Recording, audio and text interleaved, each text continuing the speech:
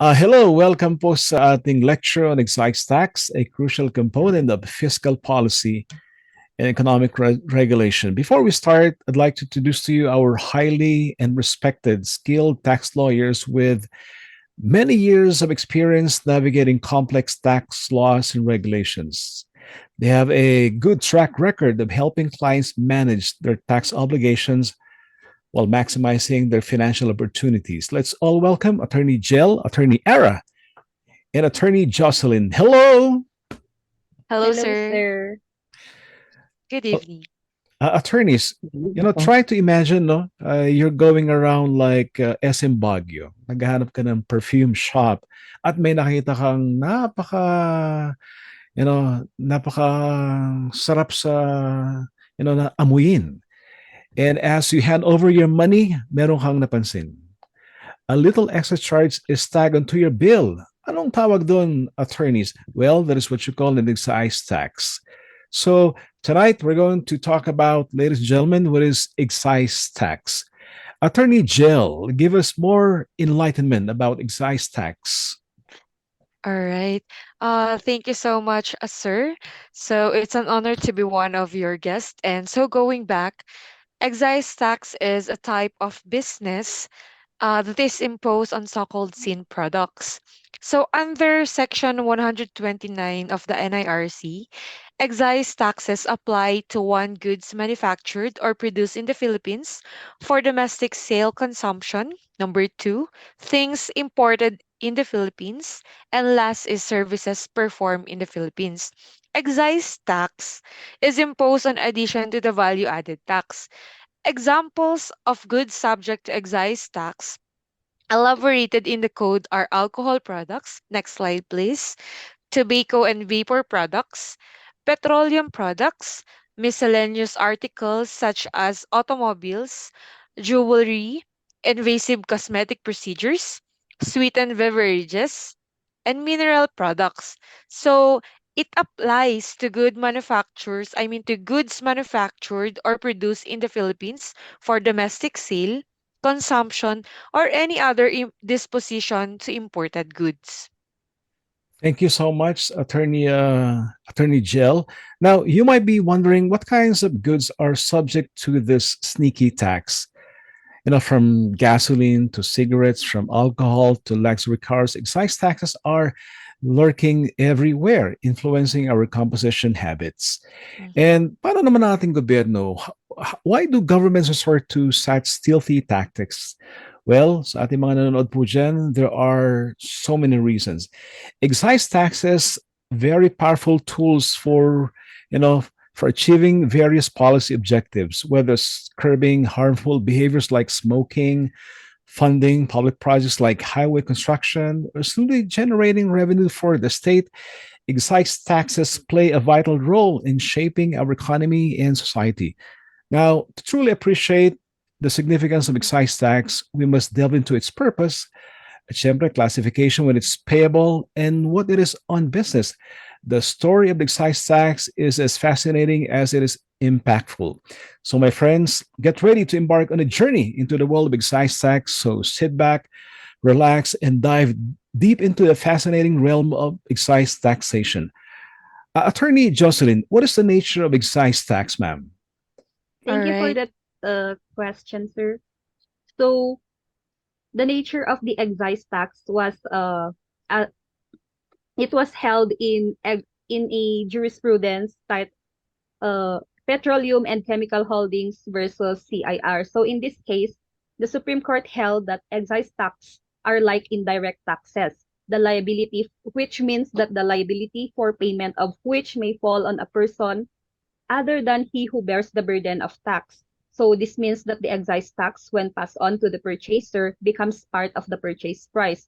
So although the manufacturer or seller is the one who is statutorily liable for the tax, it is the buyer who actually shoulders or bears the burden of the tax. So, albeit not like a tax, but part of the purchase price or cost of the goods or services sold. That's the All, nature of the excise tax, sir. all right. Attorney Jill, ano yung mga types of excise tax?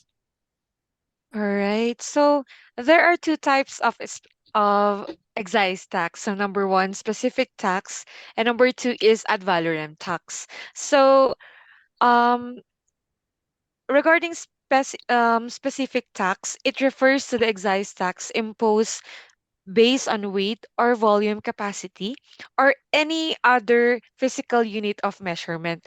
So regarding in the manner of computation, the number of units or other measurements is multiplied to specific tax rate.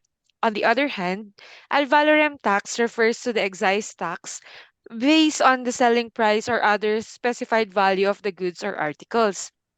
So, the manner of computation in ad valorem tax is the number of units or other measurements multiplied to selling price of any specific value per unit or number of units and other measurements multiplied to ad valorem tax rate. Great, Attorney Jill. Thank you for sharing. So, what does excise tax serve the primary purposes according to the National Internal Revenue Code? All right. So excise tax serves multiple purposes as the National Internal Revenue Code outlines. First and foremost, it's a significant revenue generator for the government, supporting various programs and infrastructure development. Absolutely, attorney. And let's remember its role in regulating consumption. Excise taxes are often levied on goods that pose risks to public health or the environment, like tobacco and petroleum products. By making these goods more expensive, the government aims to curb their consumption and encourage healthier or more sustainable alternatives. And let's not also overlook the social welfare aspect of the excise tax, since excise taxes can address social concerns by discouraging the use of harmful or socially undesirable goods. So, take alcohol and tobacco, for instance. Higher taxes on these items can help reduce smoking and alcohol related illness. So, ultimately, it is promoting health and welfare. Additionally, excise taxes play a crucial role in environmental protection. Taxes on products with high environmental impacts, such as petroleum based fuels and vehicles, encourage the adoption of cleaner alternatives and contribute to sustainability efforts. Fascinating insights, everyone. So, we have learned that excise tax isn't all about collecting revenue, it's a multifaceted tool with significant impact on public health, the environment, and social welfare. Now, let's proceed to the items subject to excise tax. What are these exactly, Attorney Ara? Okay, so in reference to Section 129 of the NIRC, which specifies that these products subject to tax are those goods manufactured or produced in the Philippines for domestic sales consumption, things imported in the Philippines, and services performed in the Philippines. Now, to be specific, we can find them in our Title 6 of the NIRC, uh, specifically stated in chapters 3, 4, 5, 6, and 7. So, just a rundown. So, the first category on the list, we have alcohol products. So, with alcohol products, these are further classified as distilled spirits, wines, and fermented liquor. So, we have beer, um, lager beer, ale porter, and others under fermented liquor. Now, we also have exceptions on alcohol products. Say you are using alcohol for as a cleaning tool in the toilet, that is exempted from excise tax. Also, other local alcohol like tuba, basi, tapoy, those are not subject to excise tax. Now, further, we can move to the next chapter. We have also tobacco products. So we have classification. There's a classification called heated tobacco and vapor products. So the first category we find in section 144 of the NIRC. Uh, We have tobacco products that are made by hand. So maybe you're familiar with those people consuming MoMA and they chew tobacco. That is also subject to excise tax. The next category of tobacco products, we have heated tobacco, which now uses technology. But it's not. But don't confuse it with your e-cigarettes, which are more popularly known as your vape. Mm-mm. Oh yes, Attorney Gel, you were saying something? Ah, yeah, Attorney Ara. So regarding sa question ko yung sa e-cigarettes, yung mga small vapes na ano, yung mga Yes, maliliit lang. Oo, yes, yan, oo. So technically, may ano yes, din sila, may yes. tax din sila. Yes, and technically kahit hindi sila gumagamit nung substance na mismong tobacco, Mm. under the code for the purposes of taxation, nailagay siya under Chapter 4 sa category ng tobacco products. Yun po. Hmm. Um, Matanong ko lang, Attorney Ara, regarding sa ano, sa alcohol products. Kaya pala kung napapansin natin sa market ngayon, talagang nagmahal na ang um, Ah, prices ng yung alcohol, tas pati yung mga cigarettes. opo. Dahil ba siya sa excise tax or Yes, isang factor rin ng excise tax dahil nga ating gustong hikayatin ang mamamayang Pilipino na magkaroon pa ng mas healthy na lifestyle. alright, okay. So yun pala yun. Thank you And, so much, Attorney. and just continuing further sa chapter 4 ng ating title 6, meron na tayong cigars, of course, and cigarettes, which are more yung kadalasang nabibili uh, sa mga stores, ganyan. Now, next chapter, we also have excise tax on petroleum products. So we have an enumeration here. Trivia pala. So petroleum, ginagamit natin siya sa madaming products. Over 6,000 items sa mundo siguro yung gumagamit ng petroleum. Pero sa Pilipinas, next slide please para makita natin yung list. Ayan. So meron po tayong list dito sa section 149, manufactured oils and other fuels, which specify ano yung mga petroleum products na subject to excise tax. So if titignan pa natin sa code, naka-specify yung mga rates nila. Hindi ko na lang nilagay dyan kasi baka may mali pa tayong number na may sulat. Ayun po. And moving forward, sa another category ng item subject to excise tax, we have miscellaneous articles where our automobiles, non-essential goods, non-essential services, and sweetened beverage come into the picture. Maybe proceed to the next slide. So, automobiles, mga kaibigan, anong unang naiisip nyo kapag sinasabi natin yung word na automobile?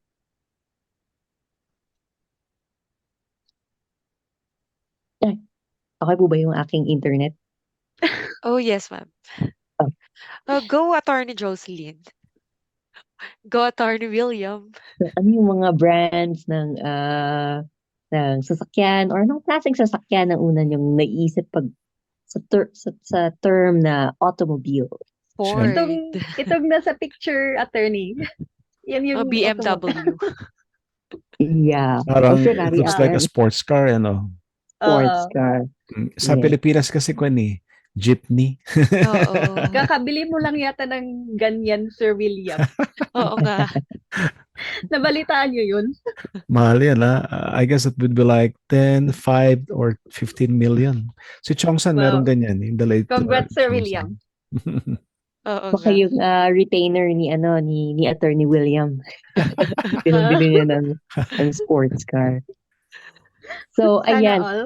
So basically, alam natin na pag yung mga ganyan na mamahaling sasakyan, subject siya sa excise tax kasi nga yung excise tax parang sin products yan, mga luho. Pero meron tayong exception sa automobile under the code pala, we don't consider buses, trucks, jeepneys, uh, and single cab chassis, special purpose vehicles as automobiles subject to excise tax. So yun. And another category of miscellaneous articles are um, your non-essential goods such as your jewelry, your perfumes, your yachts, and all. And another category under miscellaneous articles, we have non-essential services. So yung plastic surgery, basically. Pero may exception na rin dyan. Hindi kasali yung kapag yung rason is deformity or a disease or dahil may congenital developmental defect, that's not subject to excise tax. Those are exceptions considered by our legislators. And lastly, under this last category under miscellaneous articles, we have your sweetened beverages. Kayo ba mga kaibigan mahilig uminom ng mga bottled drinks? Yes, attorney, Mm. lalo ngayon sobrang init. Sobrang init. So basically yun, sa definition kasi ng ating batas, yung mga pre-packed and sealed na dinagdagan ng sweeteners ng manufacturers, yun, subject siya sa excise tax. Siguro kasi nakaka-diabetes, 'di ba? So, ayun. May exception pala tayo, friends. All milk products, natural fruit juices, natural vegetable juices, meal replacements, and medically indicated beverage. Ito ba yung mga yung kinakain ng mga nagba-bodybuild? Sa tingin niyo ba yun? Meal replacement and medically indicated beverages. Yeah, parang. Oo, yung mga protein powder Oo, yung ata. protein, oo. Oo. And then yung ground coffee, instant soluble coffee, pre-packed powdered coffee, yung exclusion sila. Although may question ako in my mind, paano yung Starbucks coffee? Sa tingin niyo ba, friends, subject yun sa excise tax? Hala, hindi ko kasi tinitignan yung receipt. Pag ganyan. Pero VAT, di ba? VAT, Yeah, but Oo, sure batch. VAT. Pero kung titignan kasi natin sa definition ng sweetened beverages, sabi dito pre-packed and sealed. So baka hindi, no? Mm. Or kung siguro yung bottled na, di ba meron silang binibenta sa Starbucks na talagang naka-bottle na. Baka yun, subject sa excise tax. so attorney, um, exclusion yung mga coffee shop, ganun. Since ang market nila is coffee. Yeah, I guess so. Like, yeah. Dahil na rin sa reason na coffee, parang exempted ang coffee sa excise tax. Dahil Okay. siguro, ano ba siya, parang basic commodity na bang maituturing? Parang ganun. Oo, tas napapansin ko din attorney regarding this discussion mo. Totoo siya, nung nasa first pa lang parang luho nga yung pinaka-ano, yung inaano ng excise tax, yung mga wants natin, not usually yung mga needs talaga natin. Yun Yes. yung mga True, may true. excise tax. So parang yun yung clue natin na masasabi nating, subject sa excise tax. Mm. Again. Sana wag lang ganun kalaki 'pag sa ano, sa mga plastic surgery, sana ano pa. May balak ka So rin ba to oo, attorney. sa, sa, siguro sa Thailand, hindi na ba subject? Pero pag sa Pilipinas, yung si Vicky Bello, ganun. Sa Ay, Kalayan oo. siguro. Oo, Mm. subject siya. And then, okay, meron pa tayong isang category, yung excise tax on mineral products. So, yung mga nagninina ng coal, coke, metallic minerals, quarry resources, metallic minerals like copper, gold, chromite, and indigenous petroleum, pinapatawan rin sila ng ating excise tax. At doon na nagtatapos yung mga item subject sa excise tax. So, makita natin very specific sila sa code. na-elaborate talaga sila sa code at kung magkano at ano yung kani-kanilang mga rate. Thank you so much, Attorney Ara. It's like, pagluho pala, ma-excise tax. Pagluho, no? Parang ganun, Maluho. sir. Pag basic goods, mga kailangan, medyo What? in support yung gobyerno. Anyway, Attorney Jocelyn, pag-usapan naman po natin ngayon, ma'am, yung is excise tax payable? Pwede nyo kaming bigyan ng konting background dito, ma'am. And of course, who are the persons liable to excise tax? So, thank you, sir, for that question. So, let us first determine yung kung sino yung magbabayad ng excise tax. May dalawang klase kasi if it is for domestic and if it is for imported products. So, if it is for domestically produced excisable article, the general rule is that the manufacturer or producer yung magbabayad ng excise tax.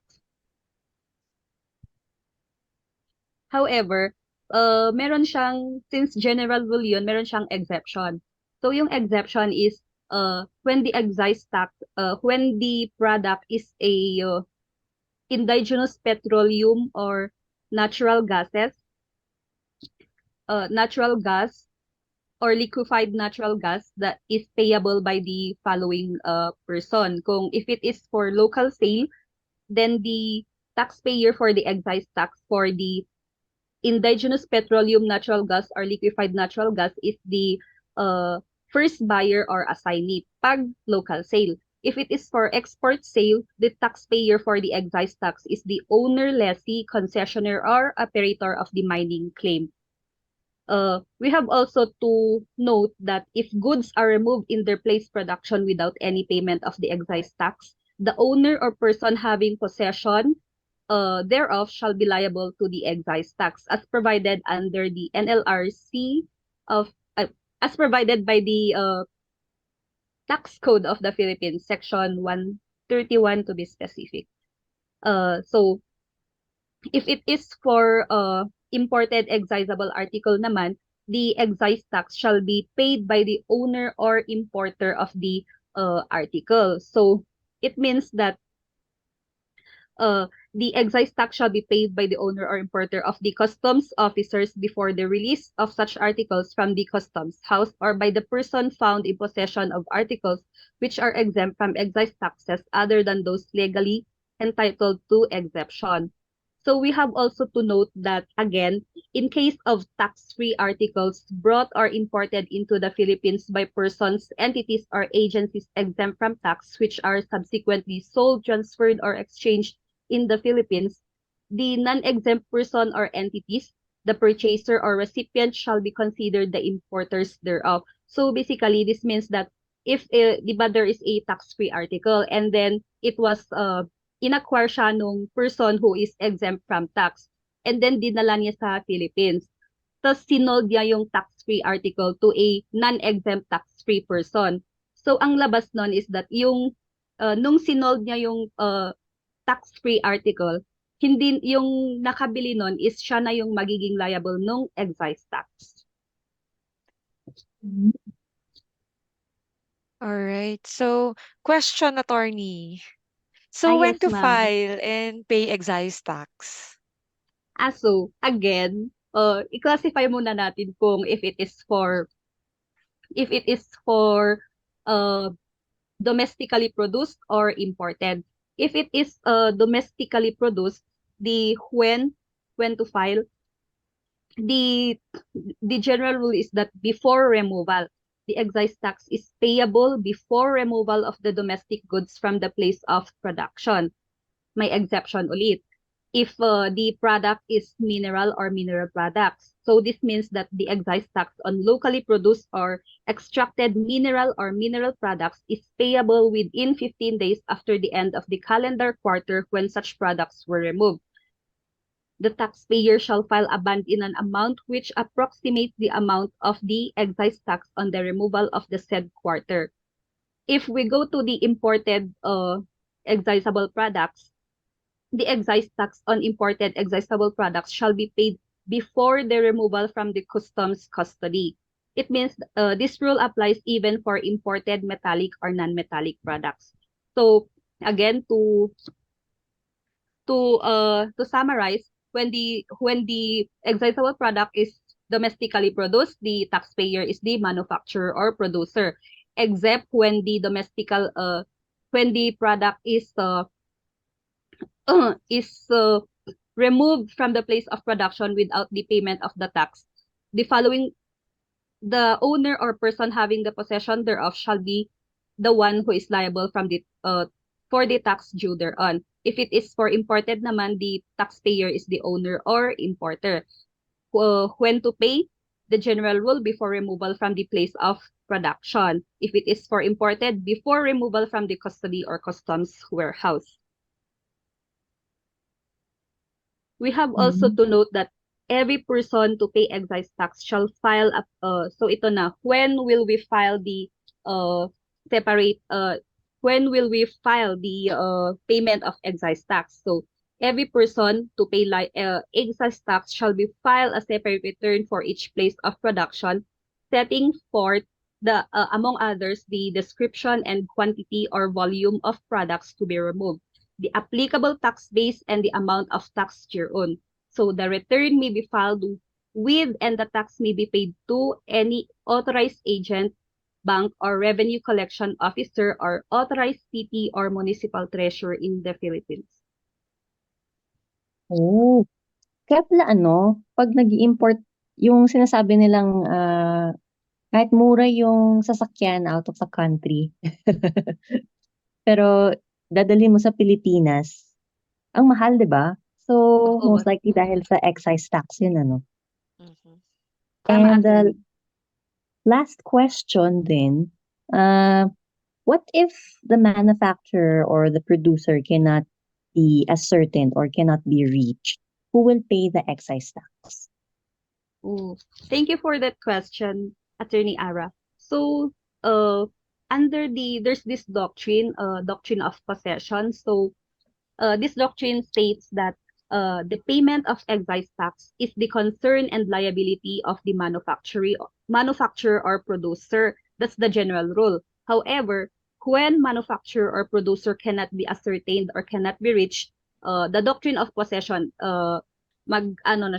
papasok na itong doctrine of possession, which means that uh, the law permits the tax to be assessed and collected from the possessor of the product. So, yung possessor yung magbabayad ng excise tax, attorney. Ah, possessor as in yung kunwari, galing sa ibang bansa, yung or yung nakabili na tapos pinasok niya sa Pilipinas.